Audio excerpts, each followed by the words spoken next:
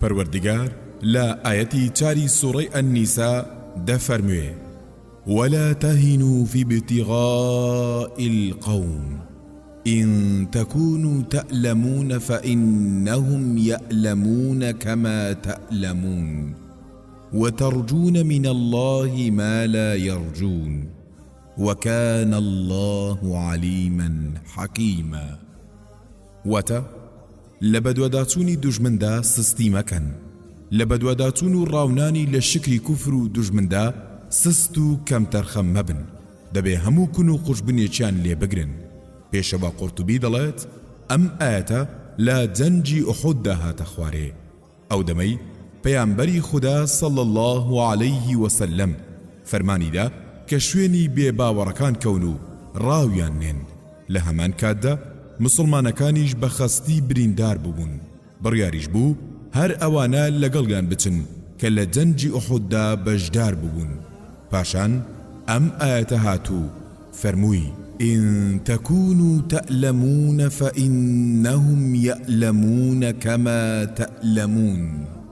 وتا ئەگەر ئێوە لەوانەوە تووشی ئێش و ئازار و برینداری و ناڕەحەتی ببن بێگومان بن ئەوانیش هەروەکو ئێوە تووشی جەزرەبە دەبن کەچی ئەوان ئارامیان هەیە و کۆڵ نادەن کەوابوو دەبێ ئێوە باشتر خۆڕاگر بن و ڕاویان بکەن چونکە وترجون من الله ما لا يرجون.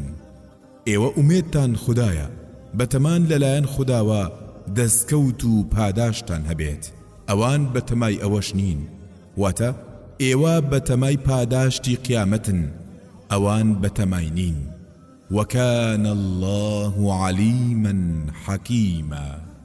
واتە خدا هەموو وەختێ بەو ناڕەحەتەی دووچارتان دەبێت زانایە کارڕەوایە لەو شتانەدا فەرمانتان پێدەکات وەکو خۆی لە جێگایەکی تردا لە ئاەتی 139 و 140 آلی عیمران دەفەرموێت ولا تهنوا ولا تحزنوا وأنتم الأعلون إن كنتم مؤمنين إن يمسسكم قرح فقد مس القوم قرح مثله.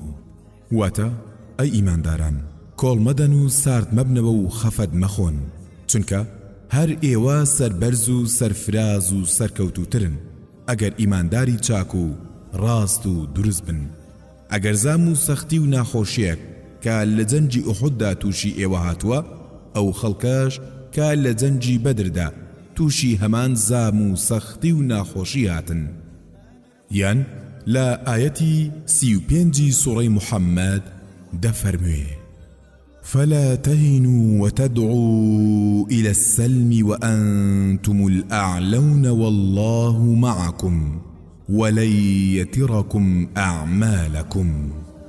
واتا ئێوە سستی مەکەن و داوای ئاشتی پێشوەخت لە دوژمنان مەکەن چونکە هەر ئێوە سەرکەوتوو دەبن دڵنیابن کە خودایش لەگەڵتانە کار و کردەوەتان بەزایە نادات و لێی کەم ناکاتەوە.